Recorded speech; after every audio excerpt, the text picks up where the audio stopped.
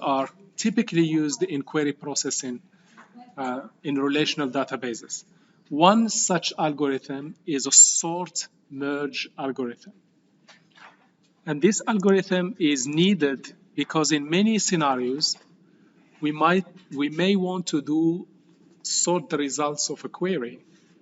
And sometimes not only for sorting the results, sometimes even to execute select distinct can be achieved using sort merge algorithm. So this sort merge algorithm is needed when the data that we want to sort cannot fit in memory, which is the case in many scenarios in database. You might have 1 gigabyte file to store, like 10 gigabytes, let's say 10 gigabyte file to sort, and you only have available memory 1 gigabyte. So there is no way you can load the whole file and sort it in one go. So you have to resort to external sorting, where you do it gradually on disk, and this is where you need this sort and merge algorithm. So let me just introduce what it is and give you some small examples. It's not that hard. So first of all, we assume that we have m memory blocks. The number of memory blocks we have is m. This is our first input. The second is the file we want to sort has a BR block. So what the dilemma we have is that the number of blocks in the file we want to sort is greater than the amount of memory we have, the number of memory blocks we have. So we cannot do the traditional sorting, in-memory sorting that we are familiar with, that you might have seen in courses like data structures. We have to extend such algorithms with sort-merge algorithm. The algorithm has 2 phases. First, we will sort in disk, and then we take this sorted parts of the file that we store in disk, and then we will merge them. So this is how it goes. The first phase, the sort phase, what I will do, I'll take my big file and chop it into what we call runs. So the number of runs that I will have will be the number of blocks the file has divided by the number of memory blocks available. So if I take an example here, I have 7 blocks and only 3 memory blocks to sort these 7 blocks. So the first step, I'll take this file, chop it into NR, which is the initial number of runs. The initial number of runs is basically BR divided by N, and I take the series of this number. So in this scenario, I have 7 blocks file, but I only have 3 memory blocks. So I have to chop this file into 3 runs. So this is the initial one, 3 runs.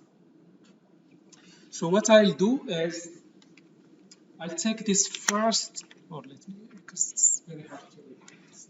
Okay, so because I only have 3 memory blocks, so I read these 3 blocks from the file, read them to memory, sort them, and then write them back to disk. So this is the first run. You can see here the first run is sorted. I take the first 3 blocks of the file, sort them, and I write back to disk. Then I'll take the next 3 blocks of the file, load them into memory, sort them, whatever algorithm I want to use in memory to sort them, and I write them back to disk. So this is my second run. And I'll do the same for the remaining run. The remaining run will only have 1 block. So I have 3 plus 3 plus 1. So that's it. My file now is divided into 3 runs. Each run is sorted. So the next step is the merge step. First, before we move forward, what is the actual cost of this operation, the source operation? How much it will cost us to do it? Yes, so 2 times the number of blocks. Because we need to read the file once, that's the cost will be BR, which means in this scenario we will read 7 blocks, sort them in memory, and we'll write them back to disk. That's another BR. So 1 BR to read, 1 BR to write back to disk. So the sort stage will cost 2 BR. That is the sort stage.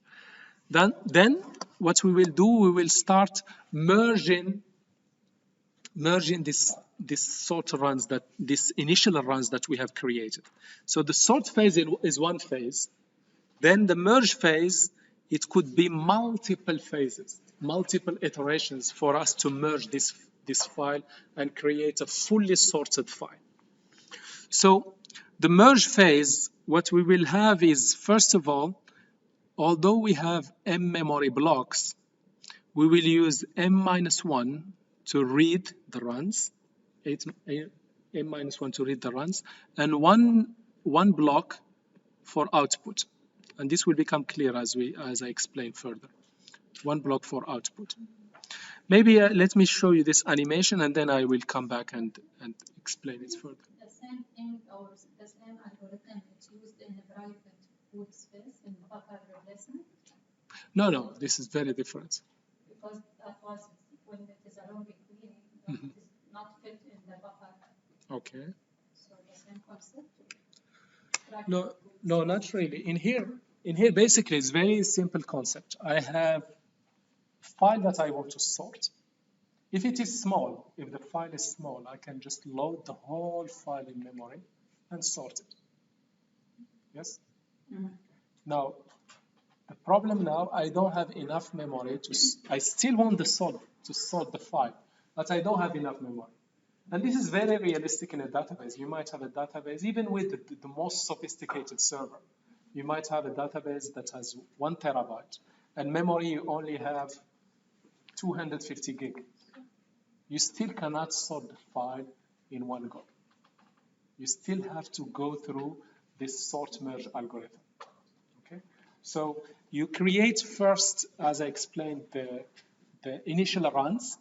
The initial runs is basically divide and conquer. You are breaking the file into multiple chops and then sorting each part and then gradually merging and sorting. So the sort phase, let me show you how the sort phase works. So in this scenario, I have 3 memory blocks. 3 memory blocks available to me to use. 3 memory blocks. 2, I will use 2.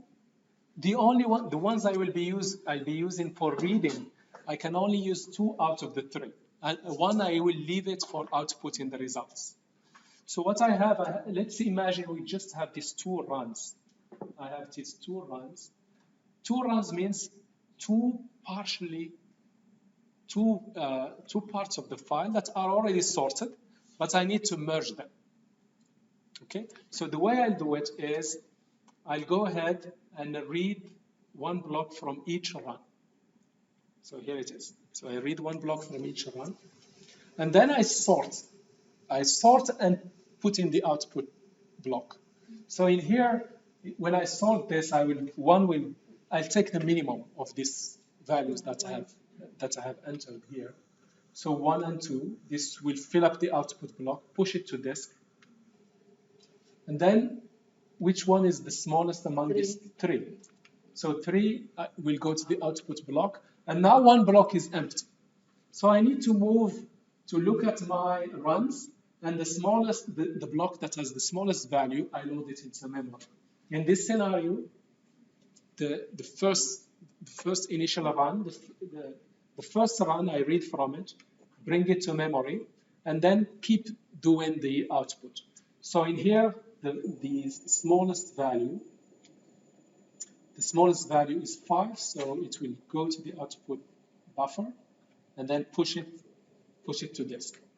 Yeah, and then I'll go for 6. Then this is empty now. Now I'll move ahead and take the next block. The next one. No, not yet. This is still 1 around. Sorry, what I am saying here, I am merging 2 initial runs that I've created. during the sort phase. I'm merging them. Yeah. So that's it. I go for 10 and 15, and that's it. This is how I do the merge. So the merge will be using n-1 blocks for reading from the runs and 1 block for outputting the sort results. Yeah. So I might be doing this multiple times, multiple iterations, to be able to merge these runs. So the number of passes, if I want to work out the number of passes, how many passes I will go through these runs to be able to produce my sorted file, is given by this formula. Is log m-1, and nr is the number of initial runs. What is nr? It's br divided by m. Okay, so this is nr. So in our previous example, it will be log 2, and R was basically 3. We have 3 initial runs, and you take the ceiling of this, which will be log 3 divided by log 2, which is, I think, roughly 2. Okay, so to merge these initial runs that I have produced here, to merge these initial runs, I will need to do it 2 iterations. In the first iteration, I merge these 2. Yeah, this one will be long, and then I take this merged one, I merge it with the last one. Yeah, so in 2 iterations, I have to sort the whole file in 2 iterations. So the total cost, if I want to compute the overall cost of the whole operation, it will be 2br times the number of merged passes plus 1. Why plus 1? This is the cost of the initial run. Remember, the cost of the initial run is 2 BRs. So the total cost of sort merge is, for each pass, remember, for each pass I go through to merge the runs, for each pass it costs me 2 BRs. 1 BR to read and 1 BR to write. And if I need to do this multiple times, then it is 2 BRs times the number of passes, merged passes. And then the overall cost of the whole sort merge will be 2 BR times the number of merged passes plus 1. And every component of this, there is a formula for it. So for the number of passes is log m-1 nr, and nr is BR divided by m. Yeah? So this is the cost. So the database will know how to compute the cost of this. So conceptually, it's clear what is going on in terms of the steps of the algorithm. 2 steps, the sort phase. In the sort phase, if I have m memory block, let's say in 3 memory blocks, I take 3 blocks from the file, read them into memory, sort them, write them back to disk. Take another 3, bring them to memory, sort them, write them back to disk. Yes? Then, next phase, it will depend how much memory I have. You see now the database, as you can already see, database will perform much better. The more memory you give it, the faster it goes. That's why it's highly recommended for databases to be hosted on a dedicated server without any other services running with it, because it's really memory hungry. This is very clear. The more memory it has, the much faster it will go. So if I have only, let's say in this scenario, I have 3 memory blocks. Yeah. So in the merge phase, I can use 2 for reading from the runs and 1 for the output. So the way it works, I will take 1 run, because I have 2 memory blocks. I can take 2 runs at a time, and merge them, and then move to the next 2 runs at a time and merge them, and produce another run. The next run, how many blocks it will have? 8 blocks. So sorry, that's 8. Sorry, 6 blocks. So 3 plus 3, 6 blocks will be fully sorted. But then this last one will not really be sorted with them. So I need to do another merge. So if it's the no 5 and 7, then خلاص, Sorry? if there is no another run, Yes, if I had only, let's say, how many blocks here? 6. If I have only 6 blocks, even if I plug in my formula, remember the number of iterations, the number of merge iterations will be log m minus 1 nr. Log n minus 1 nr. In this scenario, it will be m minus 1 is 3 minus 1 is which is 2, and the number of, because we said only 6 we have, so nr is 6 divided by 3 is 2. Yeah. So log base 2 of 2 is basically log 2 divided by log 2, which is 1. So in one pass, I'll be able to merge these runs and produce the final results. Okay. You have small exercise in your homework to really practice this. Okay. So I won't go through an example, but I just go through these computations that we do. For example, let's say I have a file that has 108 blocks. And I have the memory available is 5 buffers. I only have 5 buffers. So there is no way I can sort this file in one go. In one go, I mean I read it once, sort it using whatever sort algorithm I wish, and write it back to disk. I cannot do this because I only have 5 blocks. So I need to do an initial run. So how many initial runs I need to produce? So it will be the initial runs, which is known as NR, which is BR divided by M. BR in our case is 1/8 divided by 5, yes, 22 initial runs. So initially, I'll take this big file and chop it into 22 subfiles. How many blocks in every run? 5 blocks. Yes, it's clear?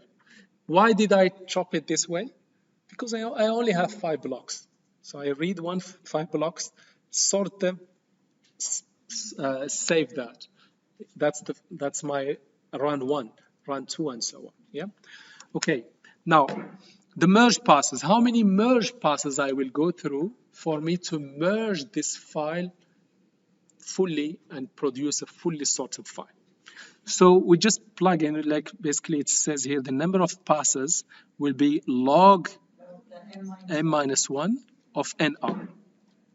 So in our scenario, it will be log m minus 1 is 4 and nr is 22, which will be log 22 divided by log 4.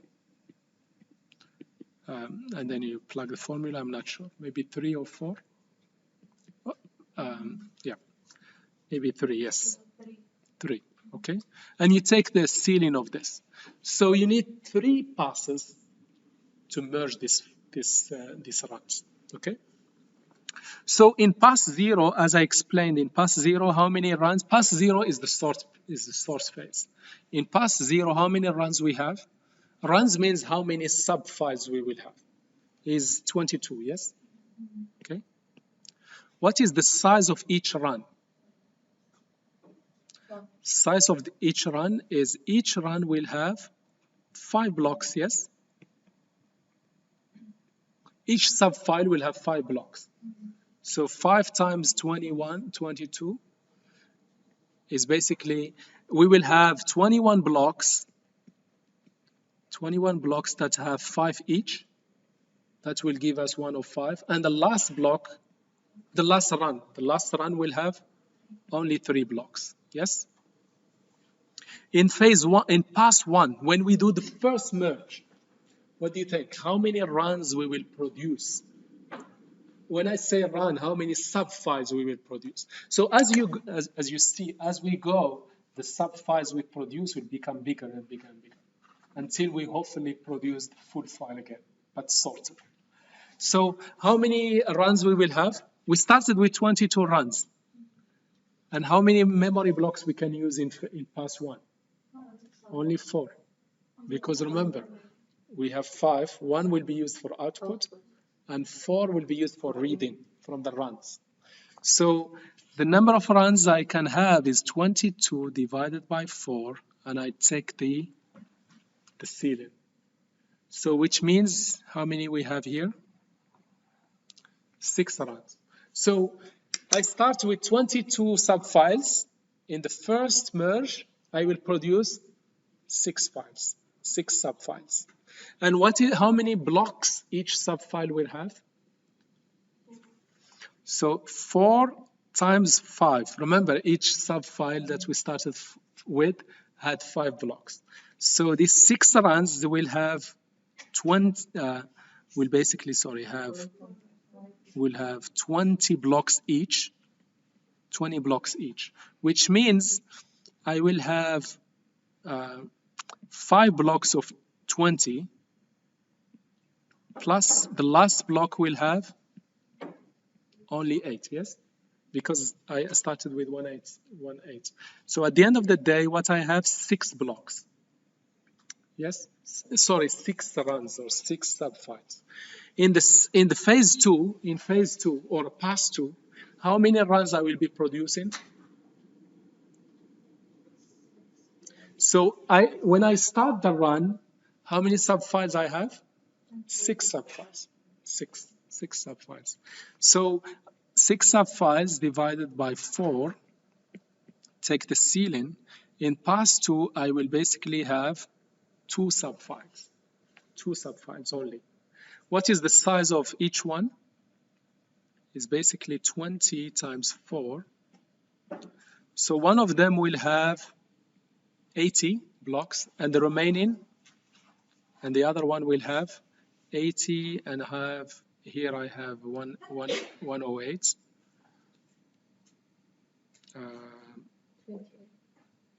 No, sorry, here. 2 here, yes, yeah, that's it, 28, yes. So I'll have 2, basically, in pass 2, I will have 2 subfiles. One will have 80 blocks, and the other subfile will have the remaining, which is 28. And then in pass 3, how many files I will have?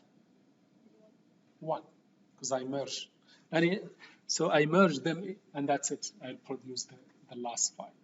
So what I meant here, we have one initial run to do the sorting, and 3 passes to merge the file.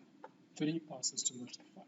Now, if we want to do the final cost of this operation, the final cost of the merge, the sort, and the merge. So we know the sort, it will cost us 2 BR. Yes? Because we need to read the whole file, sort it by runs, and then write it back to disk. So the cost is 2 BRs. Yes? Can we decide the number of passes before starting? Yes. That's what we can, of course, because everything is known. These are the formulas that we've been discussing. So when I start, I already know how many initial runs I will have. And I know from these formulas how many passes I will have. And I can very precisely compute the cost of the whole operation in terms of disk I/O. So the cost of the whole operation will be, for the sort, it will cost me 2 BRs. And for the merge, how much it will cost? 2 BR times the number of passes, times 3. So the overall cost will be 2 BR times 4. This is the overall cost. So it will really cost 2 times 108 times 4. These are the number of blocks the database needs to read and write for it to produce a sorted file. Okay? And that's basically the overall cost. is 2BR times 4 passes. 1 initial pass for sorting and 3 passes for merging. Yes? So this is basically the idea of sort-merge algorithm. Let me just summarize it in one more time. So this sort-merge algorithm is a very important algorithm because in many scenarios in database, you might have a data file that is much bigger than the available memory space you have.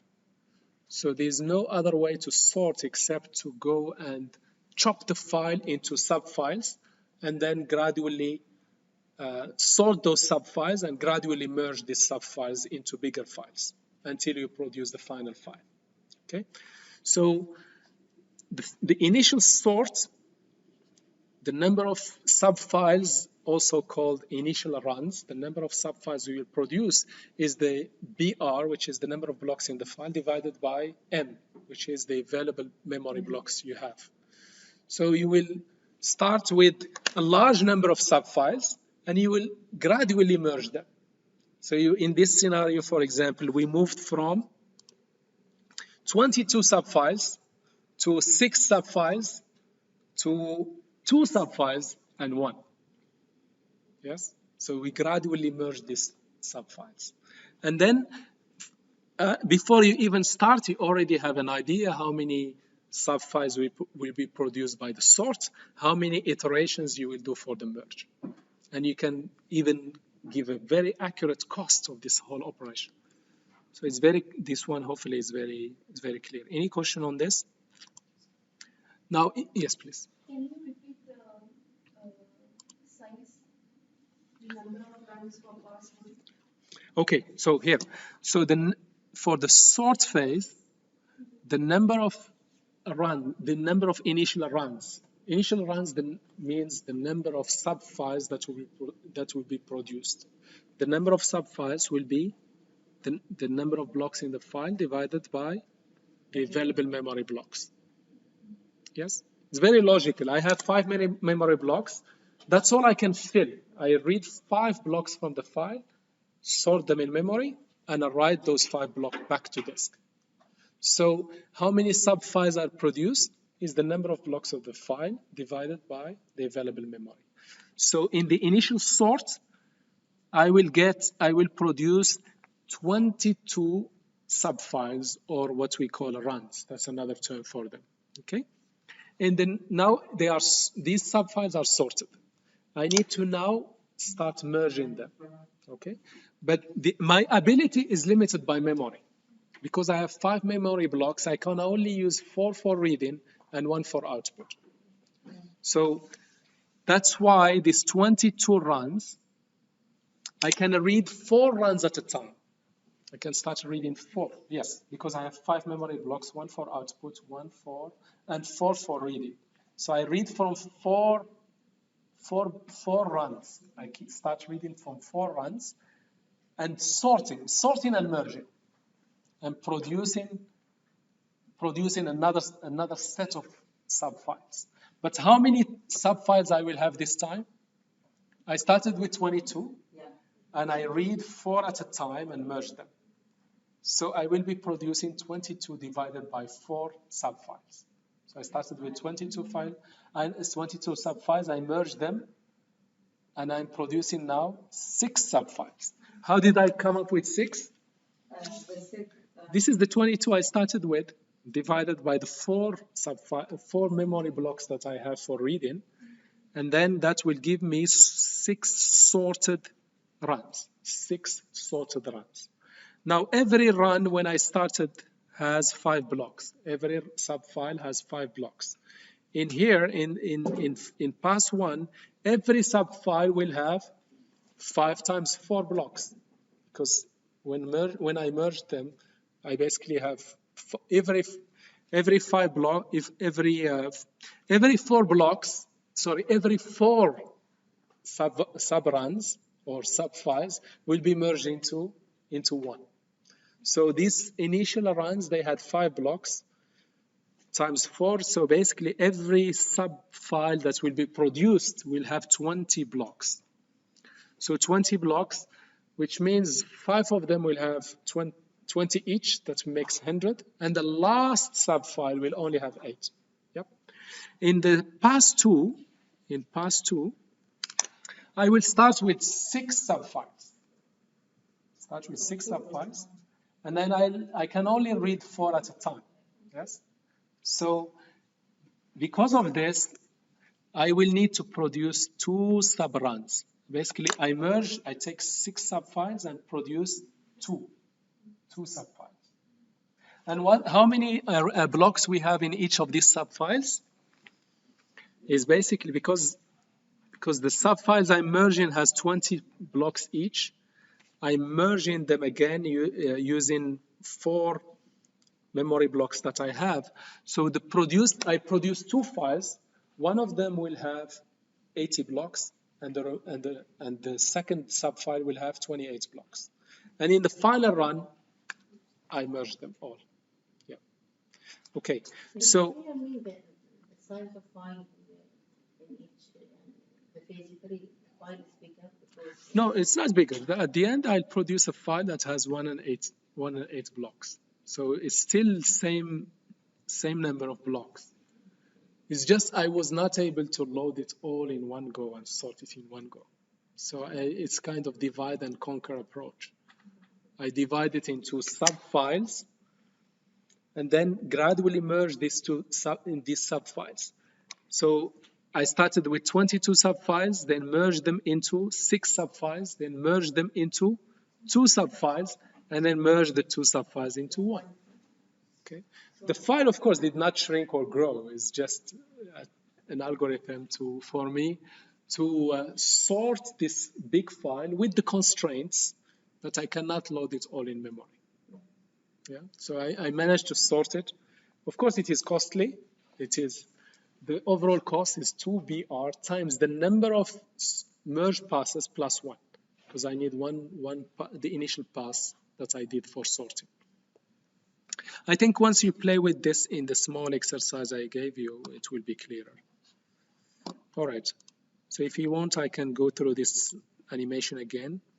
But this time, just to show you, in this animation, not only this algorithm is very, very useful for sorting, databases sometimes use it even for using duplicate elimination. If you want to do select distinct customer from customer, you might use this algorithm.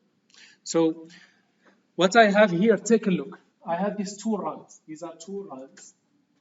Why I am having only 2 runs and reading only from 2 runs? Because I only have 2 memory blocks available. If I had 4 memory blocks, I can read from 4 runs, 4 at a time. Yeah, and sort them and merge them. But because I have 2 memory blocks, I can only read from 2. So I'll take the 1 block from each run. So I read it into memory.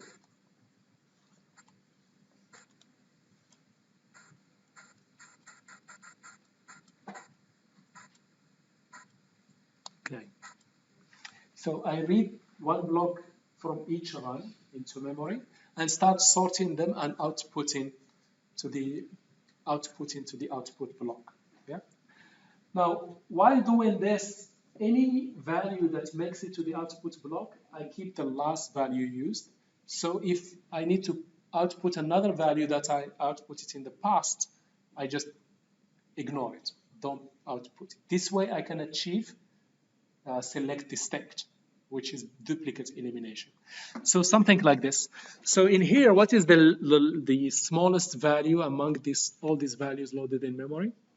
Definitely 1. So I write it in the output. I write it in the output block and store it also in the last key used. Then I'll go ahead and say, okay, what is the next available, the lowest value among these values loaded in the buffer is 2. So I have 1 and 2. Now the output buffer is full. I have to push it to disk.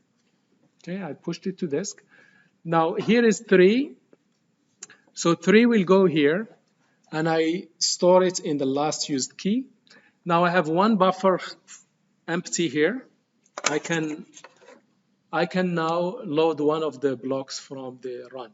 So I load this block in the run, And still, what is the lowest value among the values available in memory is 3. But it says here 3 is already has been outputted in the past. So because it is outputted, I just ignore it. That's it. It's duplicate elimination. Then I move on. I have an empty block. I can load another block. And you can see here 5 is the lowest. I put it and update the last key used. The next 5, because I used it in the past, will be ignored. So 5 is eliminated. And now we have 6 and 15 left. So not only I am achieving sorted output, but also without duplicates. So same algorithm with little trick, I am able to do duplicate elimination with 0 additional cost, no additional cost in terms of cost of the query. So this algorithm is used not only when you want to get the results of your query sorted, but also when you do something like distinct to duplicate elimination. This same algorithm can be used. Sort merge algorithm, heavily used in database. Will the algorithm know the 5 that is repeated because it is the last key or because it is repeated? No, because of the last key. So the last key used is kind of a little buffer somewhere, where we a little variable storing the last value that we output to the buffer. So before we output anything to the buffer, we say, are you equal to the last key used? If yes, we ignore it. And if it is not repeated, will not be there. No, whether it's repeated or not, the last, let me go back here very quickly. All right. Okay. Whenever I want to output something to the output buffer, I assign it to the last key used, regardless whether it's duplicated, because I don't know if it's duplicated or not.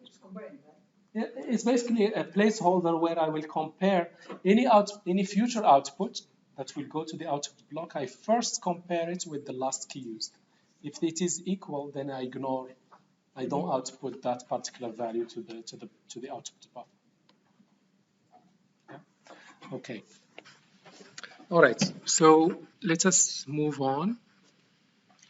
So the second thing, you may come across the query execution plans, as I showed you last time. Because of the time, I will not be able to show you this example again. So in a query execution plan, you will see some operations. When you are joining multiple tables, you will see that the database uses one of many algorithms. Among these are the most commonly used ones: nested loops, hash join, and sort join. So we just want to get into this algorithm and just get some idea about them and some costs, how much they cost for database to use. So let's start with the nested loop join. So the nested loop join is a straightforward one. Okay, let me just jump here quickly. The nested loop, we are familiar with the nested loop. It's a loop within a loop. We have an outer loop and we have an inner loop. So let's say we have two tables, R and S, and we want to join them. We want to join them based on some shared key that has the same value. So for example, we want to join these two tables where RC is equal to SC. Okay, so one way to do it, there's no magic here. One way to do it, I read each record in R, and then read each record in S, and compare it with the value that I just read from R. If the C column is equal, I output the pair R and S.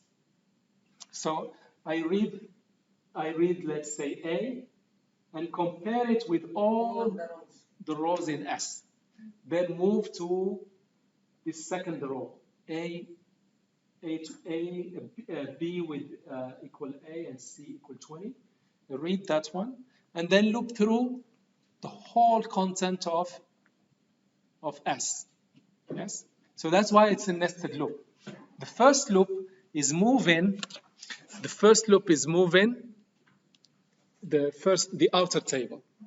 And the second loop is looping through this multiple times. Yes? Yeah? That's why we have a nested loop. The inner loop will repeat. In this case, how many times the inner loop will repeat? 4 times, because I have 4 rows. Yeah? So this is a naive one, of course. This is called the tuple-based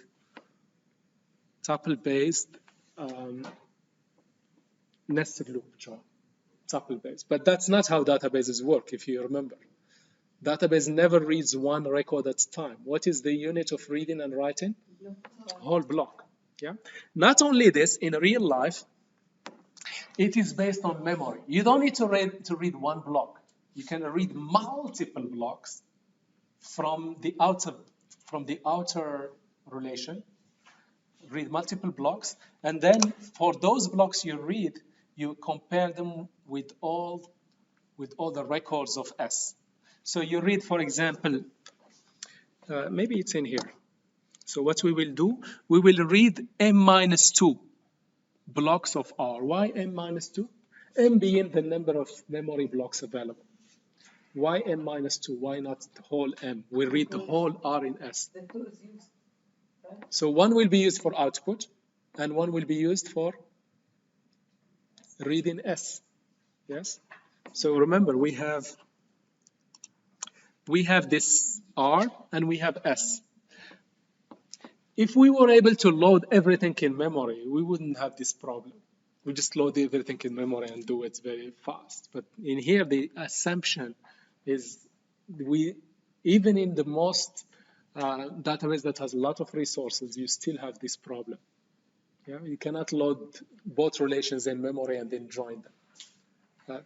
So the maximum you can do is choose one of them to be the outer and the other one to be the inner. What do you think? Which one should be the outer? The smaller or the bigger? You sure? The bigger would be the outer unit. The bigger should be the bigger?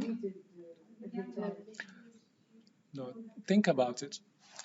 Because if you go with the smaller, there is a chance that the smaller can all fit in memory. Okay? If you fit the smaller one in memory, then in one read of S, you can answer the query. What I mean here, if the outer can fit in memory, then the cost will be just BR plus BS. It will be super fast. So always the outer is always the smallest. So database will always put the outer relation as the smallest one. Because imagine the smallest one can all fit in memory. So what will happen? The smallest one will fit in memory, and then we use one buffer to read the inner one block at a time, and compare it with join it with all the outer relation which is already in memory. So how many times we will read the S? Let's say R is the small, and S is the big. How many iterations we have to go through? Okay. The number of S rows? No. What I mean, I'm giving you a special case just to illustrate that it is always a good idea to put the outer relation as the smaller relation. Yes? Why so?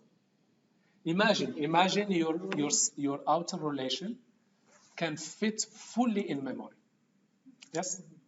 Can fit fully in memory. So imagine your R relation already in memory. So what you need to do? All you need to do, read each block of S and compare it with R blocks that are already in memory. Yes. So what is the cost of reading R to memory? It's BR. It's a BR. Yes. The cost of reading one relation to memory is the number of blocks. Now, what is the cost of reading the inner relation? Remember, we have to read each block of the inner relation and compare it in memory with all blocks of the R, the outer relation. So what is the cost of reading S? Is a BS.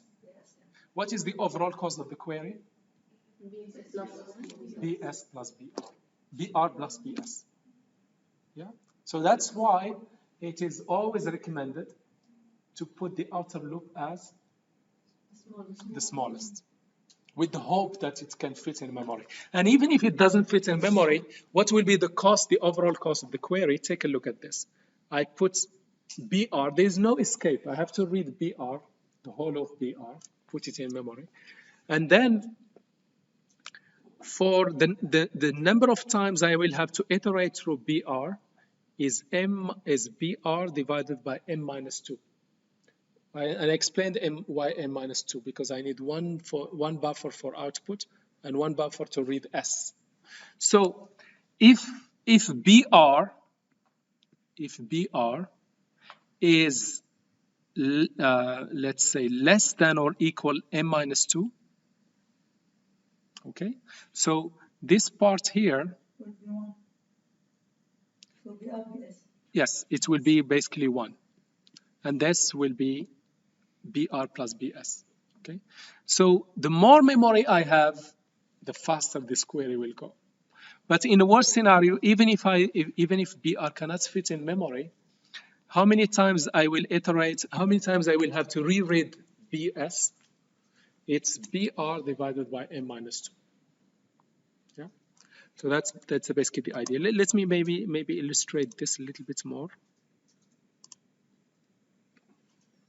This is how the nested loop join, block nested loop join looks like. This is my outer relation. Yes, this one. This one is my outer relation. So in this scenario, I have 4 memory blocks. 4 memory blocks. I keep one for reading from S, and I keep one for outputting. So in here, because I have 2 remaining, so I will read 2 at a time. I read 2 of these blocks, read them, here they are, and I read 1 from S. Okay? Join these 2 in memory, and the ones that have the same key, I output it to the buffer. Output it to the buffer, and output the result. Start outputting the result to the request. Okay? Now, once I am done with this block. I load this. Once I'm done with this block, I load the second block of S and join it with the 2 blocks that I have loaded in the outer loop. Yes, and then do the joining. The lucky records that match will make it to the output. Okay. Now I am done with comparing the whole of S with 2 blocks of R. What do I need to do now? Next. Reset this one to the beginning of S. Load these 2 remaining blocks. See here, load these 2 remaining blocks. I load these 2 remaining blocks and then go through S again. Yes, that's the idea. So go through S again. So the total cost in this case, the total cost will be, definitely I need to read BR, whole BR once. I need to read BR once. And then how many times I will need to read BS? It's BR divided by M minus 2 times SR. Which means in this scenario, in this simple scenario, how many blocks I have in here? 4. In here, how many times I will iterate? So basically, this one is 4 divided by 4 blocks I have minus 2, which is 2. So I need to read S 2 times. And because the size of S is 2, then it will be, let's say, 4. Yep. 4. Okay, so 4 BR will be 4, and the inner loop will iterate. The cost of the inner loop is 4 blocks, and the cost of the outer loop is 4 blocks. The total cost is 8. Okay. Okay, so kind of clear. So just to summarize, this is when we say nested loop join, my problem is I have two relations or two tables that I want to join. And always the assumption I cannot fit all of them in memory. Okay? So good strategy will be try to take the smaller one, put it as the outer loop, and the bigger one will be in the inner loop. Yes?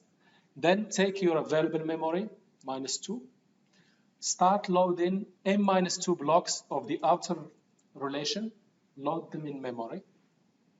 And then for those, keep them in memory and keep reading one block at a time, the inner relation. And do the join between the R blocks that are in memory with the S block that you just loaded and output the results. When you are done with one block of S, bring another block of S. Keep bringing S and matching it or joining it with the blocks of R that you managed to load. Once you finish with the one iteration of the S, load another set of blocks from R and repeat again go through S again and do the join and output the results.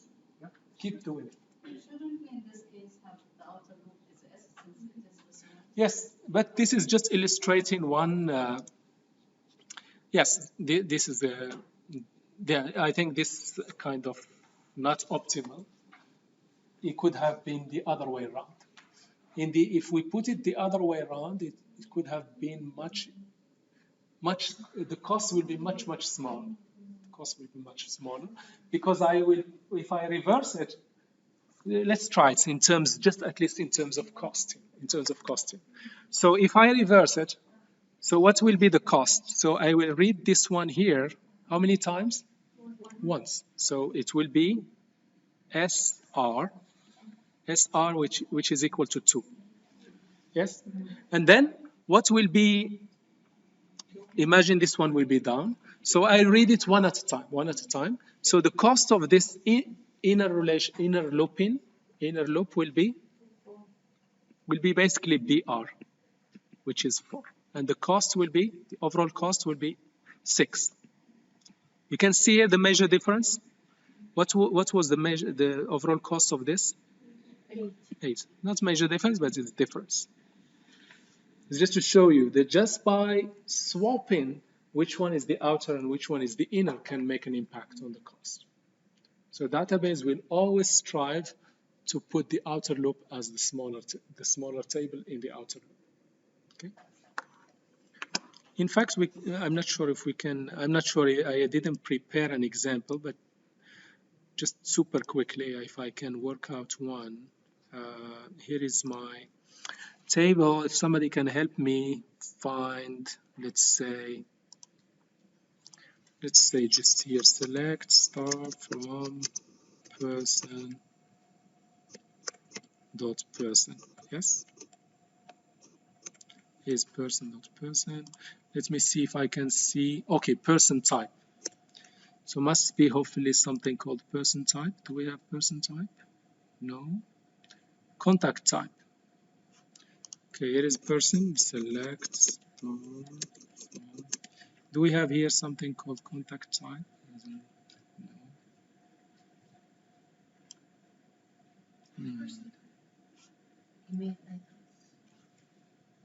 Okay. I'm just trying to find smaller and bigger, one small, one big. But they have a relationship somehow. Let's try products and products not copy. Product and product category maybe. This is a product and this is product category. Okay, good. Let's try it. Here product production.product. Here's the product. How many records we have? 504.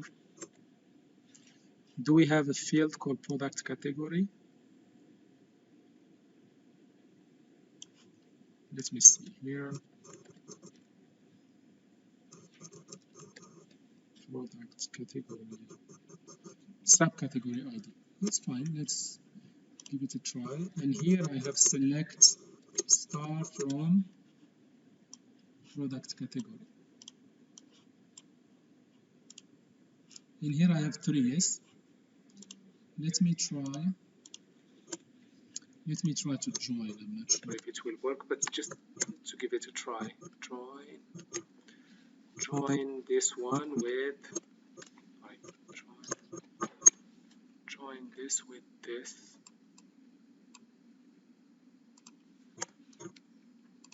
This is product category on p dot product category ID equals pc dot product category ID.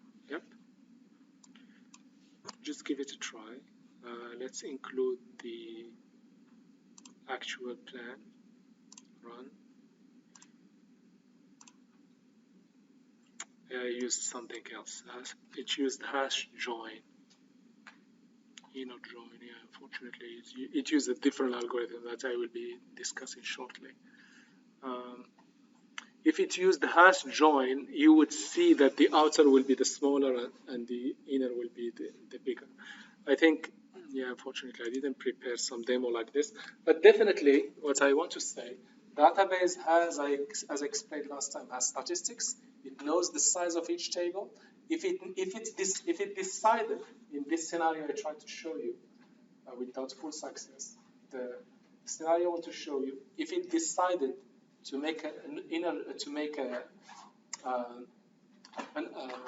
nested loop join, if the database decided to make a nested loop join, definitely it would have put the product category as the outer table and the product as the inner table. Okay, but it decided to do other join. I will explain it shortly. So what I mean, understanding this can put you in a better position to understand the query plans and to improve, write better queries and investigate the query performance issues. Okay, moving on. The other strategy when we use an indexed loop join is that what we can do is for each record in R, we do an index lookup. So instead of for each record in R, I go through and iterate through the records of S. I don't need to iterate through all of them. I just go and look up the index. So for example, in here, in R, in this R, I have this record. It says the value is 10. I'll go to the index and say, do you have give me the records where the value is 10. So this is how I do it. For each record in R, I'll scan matching records. I'll scan matching record of S. And those matching records, I'll output S and R, the pairs of S and R. So this strategy is very good. First of all, if I have an index on the keys that I use for the join. If I have an index, that could be good. The other condition is that the number of records that are matching is small. The number of records matching is small because the overall cost of this operation is basically BR, because I have to read the whole BR, yes, plus BR. Oh, no, not BR, sorry. For each record, which is basically TR, the number of records of this, times epsilon, or times some kind of value. What is this value? What will be this value? Sorry? Matching record, that will depend on the type of index you have. If it is a hash index, it will be most likely 1. If it is a B tree index, it will be the height of the tree. Yes. So based on this, so that's why the database will make a decision. Will estimate the cost of each plan, whether to go for index nested loop join or just do normal nested loop join. It will make that decision based on the cost. So the cost in here will be BR times TR. TR stands for the number of records in R, times the cost to do an index lookup. And this cost will depend on the index type. If it's hash index, It's usually 1 or 1.3 according to studies because you might have overflow pages. If it is a B-tree index, it will be the height of the tree. Typically three blocks, and you get. If it is clustered index, if it's non-clustered, then you have to add extra cost to go to the data pages because the leave will only give you a pointer to the data page. So this value here is different based on the type of the index you have and the size of that index. Of course, database has all this information, so it will be able to decide whether to go for this algorithm or to go for the normal nested loop join or to go for other algorithms that I will quickly show you. So it will do this estimation and go ahead.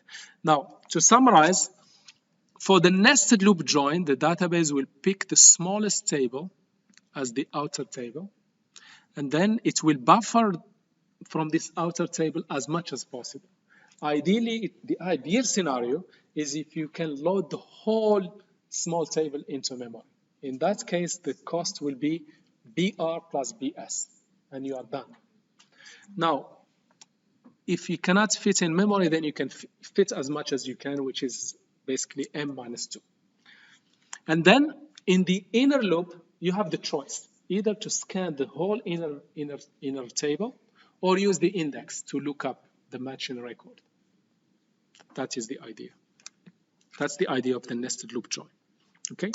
Now for the sort merge join, that's another algorithm which is called sort merge join. The sort merge join is very nice strategy if the columns you want to join on are already sorted. If they are already sorted, as you will see shortly, it's an ideal strategy because the cost will be BR plus BS, the number of records in R plus the number of records in S, and you are done. Otherwise, if they are not already sorted, then you have to sort the table based on the join column and then do this merge.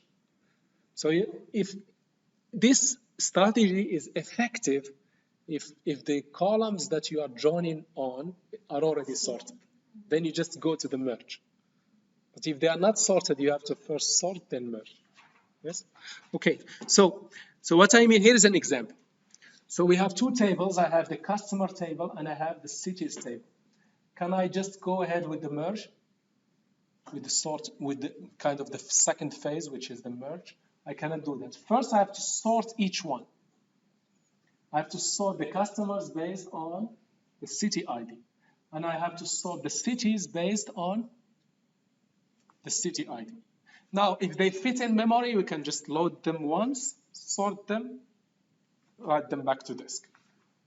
If they cannot fit in memory, I have to do the sort merge algorithm we discussed. Then, once they are sorted, what I can do now, I basically start the actual merge to produce the results. So the algorithm goes like this. I maintain a pointer pointing to each relation. So initially, I have two pointers pointing to each relation. Pointer R pointing to R and pointer S pointing to S. And then I start saying, I'm lucky here. Do I have a match? Yes. So this is a match. I produce it in the output. Yes. And then I see myself say, I need to move one of the pointers. So I basically move the pointer pointing to the smaller value. Always move the pointer pointing to the smaller value. So in here, I need to move, this will be pointing to 0, this will be pointing to 1, so the left one will win. So I'll be moving the left pointer. So before I move, of course, I have already scored the match. So I'll output it. Once I score a match, it's time to move the pointers. Which pointer I will be moving? The one to the left, because it will be pointing to smaller one. Then I ask myself, did I get a match? Yes. I still have a match. I output another match, which is in this case this row with the New York City. Okay, I have a match, and I keep doing this. I keep moving the pointer in one of the pointers, not both at the same time. And which one I'll be moving? The left and small. Yes. If they are equal, I'll be moving the left one. Sorry, initially, I think what I had here, initially they are equal, yes? So because they are equal, I score a match and the match will go into the output. Now they are still pointing to the same value.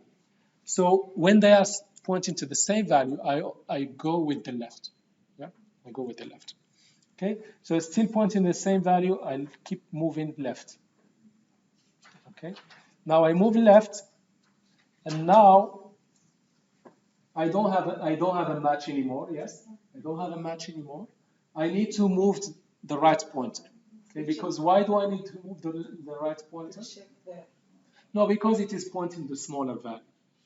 So if they are pointing to the same value, the left one wins, and we keep moving the left. Once they are pointing to different values, which pointer do I move? The one pointing to the smaller value. Yes. So that's basically in here. This one is pointing to 1, the other one is pointing to 0. So which one I will be moving? The PS pointer will be moving. Okay. And then I check, do I have a match? Yes, it goes to the output. And they are now pointing to the same value. Which one will be winner in terms of moving? The left. So I'll move the left. I'll move the left, and there is a match. Yes? So I'll output the match. Then this one will be pointing to 5. That one will still be pointing to 1. So I'll move it. I'll move the PS. It's pointing to 1. This one will be pointing to 5, and the other one will be pointing to 3. It's still, the city is smaller, so I'll keep moving the city. It will be 5 and 5. Because they are matched, I basically output the results, move the left, output the results, move the left. Then this pointer will be pointing here to 7, and that blue one will be still pointing to 5. So the 5 will move. It will move to 7. I have another match. Then I move this one to 9. The other one will move to 9, and I have all these matches. Okay. So once they are sorted, I have 2 pointers. If they are pointing to the same value, there is a match already. I output it, and I move the left. Keep moving the left and checking if there is a match. If there is a match, I output and keep moving the left. The left is always the bigger, right? In here, I don't think it matters. It doesn't matter. Because I think. you say the left, okay, I can check then this to be the left. Yes, either one is fine. Yeah, but usually either one is okay because in terms of cost, there is no difference. I have the cost of this. If they are already sorted, what is the cost? The RPS in terms of cost. So, but in terms of cost for the nested loop join, the cost is different. If you put the outer loop as the smaller relation, the cost will be less. Okay. And basically, this is the algorithm. So this is my join. This is my join where condition. I'm joining where Rx is equal Sx. And first, I have to sort R based on Rx and sort S based on Sx. This is if they are not already sorted. And then I start 2 pointers. Can you see here? 2 pointers, starting with pointing to the first element of each relation. And I'll go for keep looping until I come to the end of R and the end of S. Okay?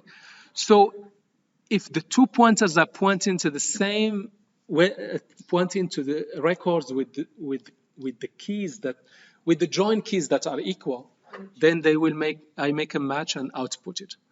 If the one that is pointing to the smaller value, I'll increment the pointer. You can see here the pointer. If pointer X is less than or equal pointer S, then I move S, I move R. Otherwise, I move S. So either I'll be moving R or S. So I'll move the one that has the smallest value. If they are pointing to the same, I move the left. That's basically the algorithm. Okay. Now there is a special case of this algorithm. In this scenario, if you saw here, this one is many, and this one is one. This one kind of the key, and this is the kind of the foreign key. Yes? So in this scenario, I have, in here it does a repeat, and in here it repeats. Yeah.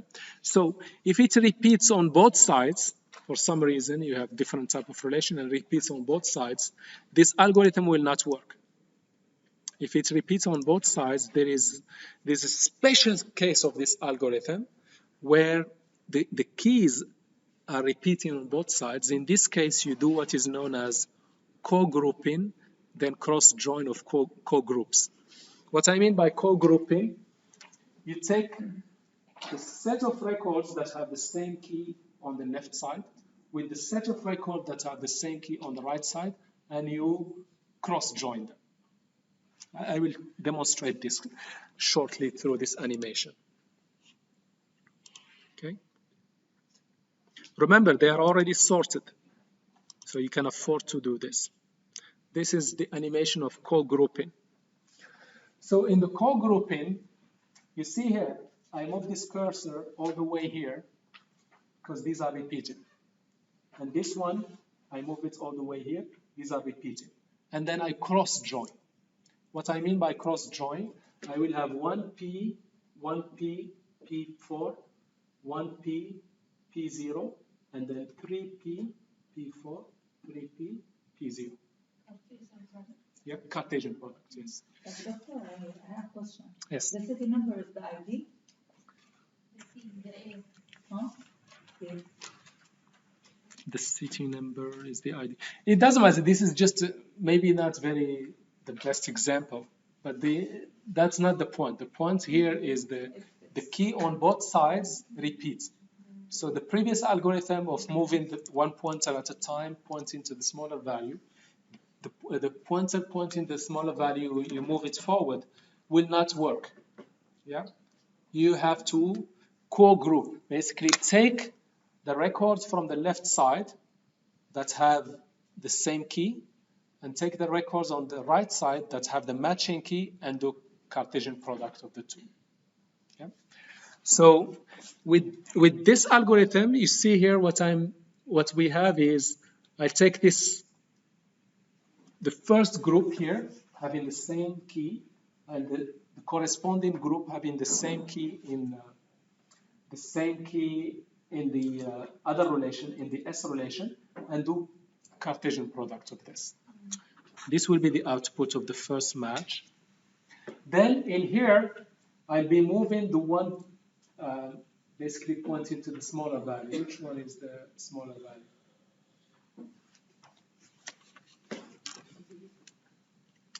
So let's see. Okay, so here Q and R. Okay, so in this scenario, which one comes first? R? This is not related to the previous slide, the city ID. No, it's different. It's different. This one, it doesn't matter. What I want to illustrate here is if the keys are repeated on both sides, the algorithm is slightly different. You basically take, you process a group at a time, which means group with a set of records having the same key. You cross join them with set of records having the same key on the other side. Okay.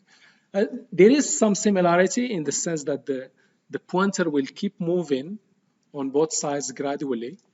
So in here, I moved Q. In here, there is no match. We got 1133.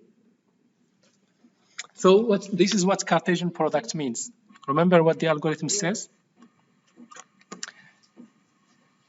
Use co-grouping. Co-grouping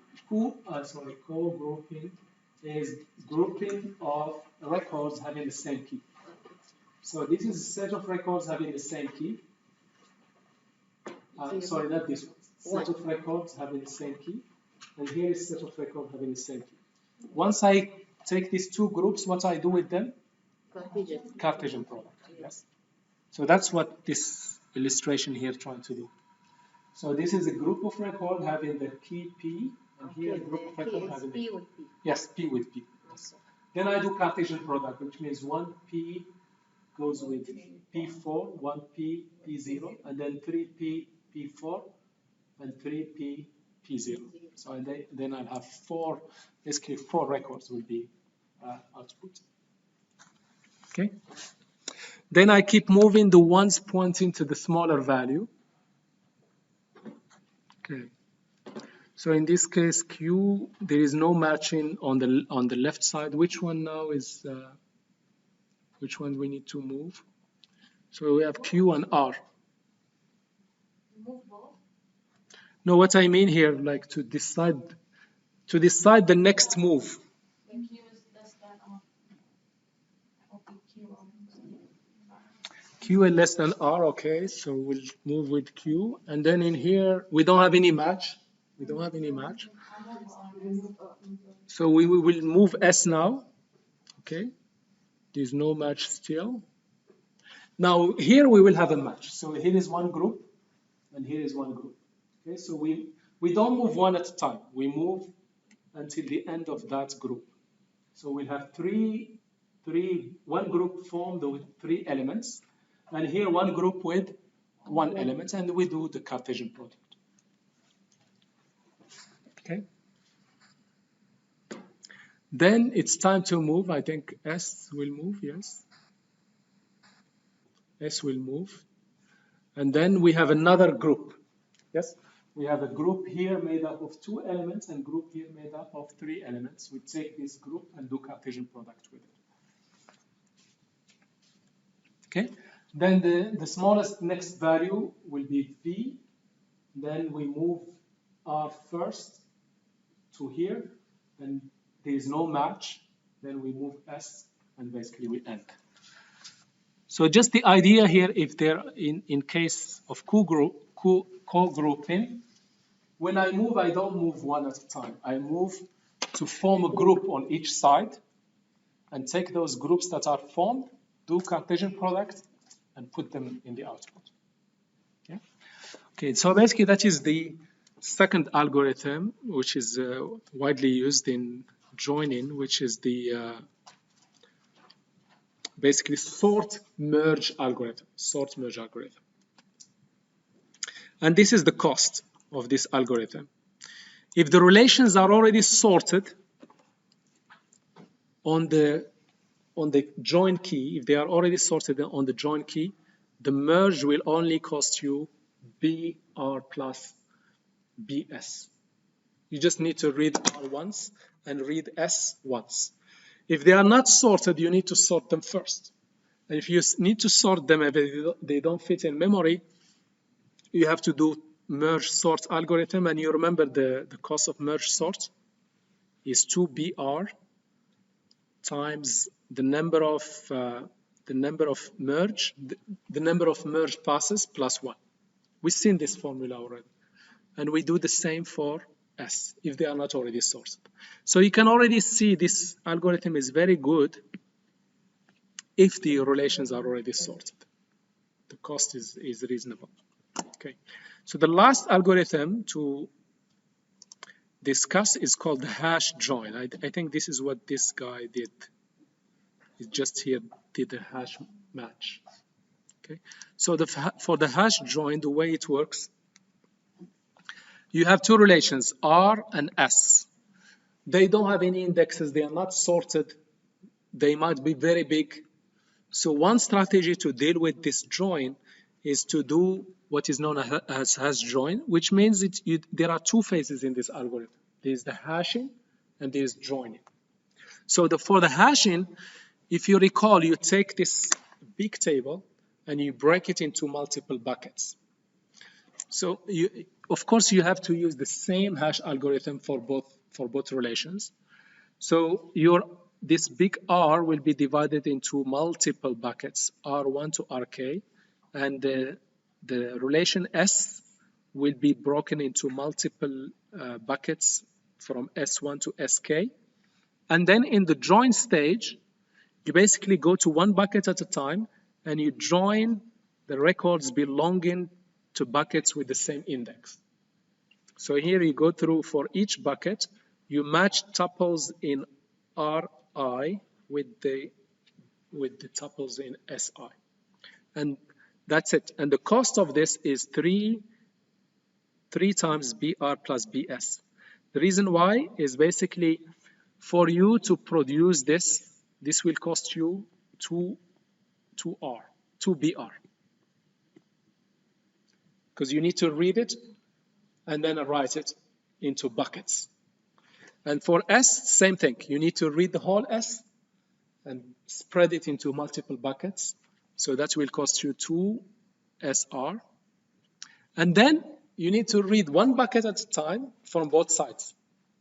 One bucket, like R1 with S1, do the join. R2 with S2, do the join and output the results. So you need to read it again one time BR plus one BS. Sorry, one SR. So the total cost is basically 3 times. You will read each one 3 times.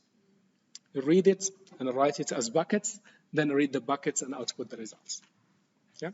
So just to visualize this, so in the hashing stage, you basically take R and break it down into buckets using a hash function. You can notice here the same hash function. So you end up with, instead of one huge relationship, one huge relation or table, it's kind of a divide and conquer algorithm. You are dividing it into buckets, provided that you use exactly the same algorithm. And now in the join stage, you take one bucket at a time, having the same index, and then you join them and output the results. Join them and output the results. Okay, that's basically what the hash join is. K is the number of buckets. So, for example, it could be, let's say if you somehow you decide you will have 10 buckets, you might just simple way you could be using modulus 10, for example, and basically breaking down the S into 10 buckets, breaking down R in 10 buckets, and then comparing one bucket at a time, the buckets that have the same index. So this way, basically, that's another way of doing it. So to summarize, so we have a nested loop join. This is the kind of naive one. Very nice one if one of them can fit in memory. If one of them can fit in memory, this will be excellent, because the cost, if one of them can fit in memory, is BR plus BS. Yeah. So this excellent strategy in that case. Index join. This one, if you have one of them has an index on the join column, yeah, not necessarily unique. Hash index, it has an index, especially if it is clustered index, then it will be very nice. Because if it is clustered index, if it is hash clustered, it will cost you one bucket. One bucket per row from R. Okay, so this could be useful when you have an index, especially hash index. Okay, the sort merge join is very good when you have very large relations, plus they are already sorted on the join key. They are already sorted. This is an excellent algorithm. Now the hash join is kind of the last resort. You have a large tables, you have no indexes, no sorting on the join key. Then this could be a good strategy, and it's can be made done in parallel, especially the join phase. Because once you join, once you do the bucketing, then this can be done in parallel. You can match multiple buckets to each other in parallel. and speed up the execution. Okay, so this kind of hopefully gives you an idea of concrete strategies that database will use whenever it needs to do joining multiple tables. These are possible algorithms, and each algorithm has a cost. And this cost really depends on the available memory. It depends on the size of the relations. So database will have this information in their statistics, in the statistics that the database collects. It will give a cost to each of these strategies and goes with the strategy with the lowest cost, or with the algorithm with the lowest cost. Okay. Now the final thing I want to just give you some, not too much depth, just quickly give you some idea how the database estimates the result sizes. If you saw from here, even before database runs this query, it already knows that the estimated number of records, estimated number of rows that will be returning from this operation, even without running the query. You see here include, even without running this query, I can just ask for the query plan without the query. Display estimated execution plan. It didn't run this query. There's no results. There's no query here. So the query plan already knows how many records this will return. Estimated number of records. I don't have the actual. It's just an estimate. So just to give you some glimpse of how this is done. So for example, I have two relations, R and S, and I'm trying to join them based on this attribute A. So how many records this will return? That's the question. How many records? Intermediate results, in terms of intermediate results. So if this is not really a primary key foreign key relationship, I'm just arbitrarily these two tables are not really joined using this key, then most likely I will get 0. So for example, I'm joining customer ID with student table using customer ID equals student ID. They have nothing to do with each other. Most likely I will get, they are really disjoint, I'll get 0. Okay, now if I have S and R, okay, and this key, this attribute here is a key in R, in S, and it is foreign key. It is a foreign key in R. Yes. So this attribute A, it is a key in S and a foreign key in R. Now, if I do the join, how many records will return? Let's say I have. Yes, I have a customer and a customer type. So customer type is a primary key in customer type, and it's foreign key in a customer. So if I do the join, how many records I will get? The number of records in the foreign key table. Yes, the number of records in the foreign key table. Yeah. Okay. Now, when the A is a key on both sides, it's a key on R and a key on S, then the number of records that will be returned is the minimum number of records between R and S. Okay. Otherwise, basically the general formula. If I join two tables, based on a key A, then basically the number of records that will be returned, the estimated number of records that will be returned, is the number of records in R times the number of records in S divided by the max. This is the VRA means distinct value, the number of distinct values of A in R and the number of distinct values of A in S. So I take the maximum and divide this product by this maximum. Anyway, let's get into much detail. So I just wanted to give you a glimpse of that. The estimation, there is very clear formulas and clear algorithms to estimate the number of records that will be returned. It's not something kind of, so database has very good idea what will be the results of those, of your query before it even executes the query. Already knows how many. So estimate and choose the low cost, right? Yes, estimate and choose the low cost. Estimate and choose the strategy that will yield the lowest possible cost in terms of number of blocks to be read and written. Okay, so this is not very important. Just I want to give you a glimpse what that there are this quantification. There are clear algorithms and formulas to come up with those estimates. For example, if I have bridge class or bridge table with the table itself, so the number of rows is the rows in the bridge table, right?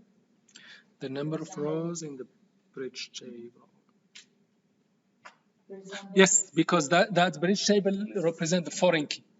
yeah. Yes. So if you are joining primary key, the table, the one side, we call it the one side table with the many side table. Logically, you will get the number of records in the many side. Yeah. So if you have, let's say, products and product type is just a lookup table that has, let's say, product type, let's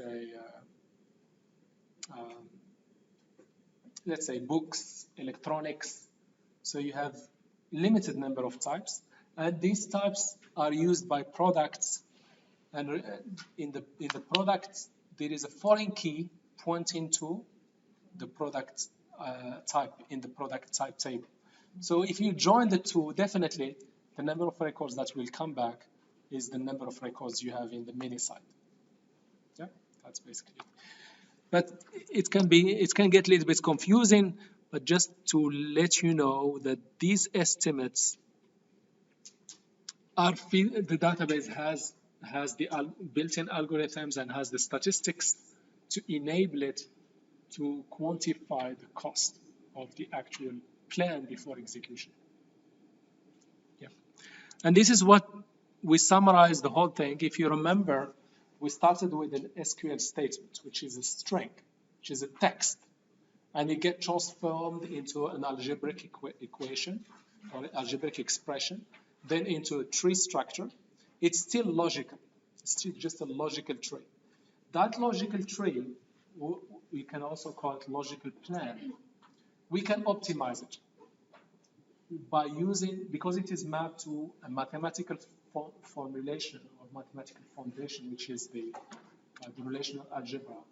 Then using the relational algebra associativity and commutativity and other proofs, you can basically do some safe transformation of your query without breaking it. And this safe transformation, as we saw, you take the filtering and you push it down the tree as further as you can to reduce the number of intermediate results. You can also push, if you have Cartesian products, you try to transform them into joints. And even the projections, you try to push them down to reduce the number of columns. Yeah.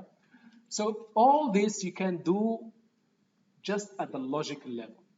Then once you have an optimal logical plan, it's time now to make it a physical plan. What does it mean, make it a physical plan? Choose which algorithm to be used. You have set of algorithms already implemented in the database. Database people, that's what they did. The Oracle team or the Microsoft team, they already built all these algorithms. Nested loop join, hash join, sort merge, and so on. So many algorithms there. Now the query optimizer need to decide which of these algorithms I'll be using. All of them will yield the same results, but which one will be faster? So it will say, okay, let me estimate the cost of each one, and then choose for each operation I have in the tree associated with the actual algorithm to be used. And that's it. I have now the full query plan. I give it to the execution engine to execute. The execution engine does not need to do anything. It just closes its eyes and call these functions already implemented in the database, give it the input, and produce the results. So basically, that is the journey from a string text query to results. And this mapping is not static. I hope you can appreciate this. The choice of the database will depend on the available memory, will depend on the size of the relations that are involved, will depend on the presence of indexes, the type of indexes, many things. Yeah. So database will take all this into consideration in a cost-based model to make the decision, which algorithm to use. Yes? Okay. And the other main lesson learned is that in your future research, whatever you're doing, if you can map your model or your solution to some kind of mathematical model, then you can take advantage of that mathematical model to bring along some optimizations you can do to your solution without anyone kind of challenging you. That is one of the lessons learned. And this is why one of the reasons, of course, why database is so successful. One of the reasons is that they took advantage of this well-established optimizations in relational algebra. Okay? All right. That's it for this one. So we will take a break, and then when we come back, we'll look into concurrency control. I will be introducing this another exciting topic and show you how database addresses concurrency. Okay, thank you, and I will see you after 10 minutes.